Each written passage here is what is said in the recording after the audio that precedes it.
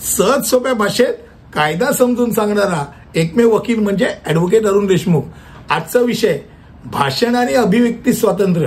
भाषण आणि अभिव्यक्ती स्वातंत्र्य म्हणजे सेन्सॉरशिप किंवा कायदेशीर मंजुरीच्या भीतीशिवाय मत आणि कल्पना व्यक्त करण्याचा अधिकार.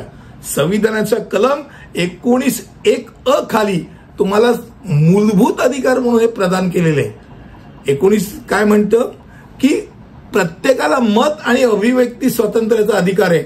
यामध्ये हस्तक्षेप न करता मते ठेवण्याचा आणि कोणत्याही माध्यमांद्वारे किंवा सीमांची पर्वा न करता माहिती आणि कल्पना शोधणे, प्राप्त करणे आणि प्रदान करण्याचं स्वातंत्र्य त्यात आहे. अभिव्यक्ती दीर्घ इतिहास आहे त्याला. आधुनिक आंतरराष्ट्रीय मानव अधिकार त्यामध्ये आहे. भडकवणे, बदनामी, फसवणी, अश्लीलता, पोर्नोग्राफी आणि मारामारी, शब्द आणि धमक्या हे मात्र तुम्ही करू शकत नाही. एवढं लक्षात ठेवा. इथेच थांबतो. धन्यवाद.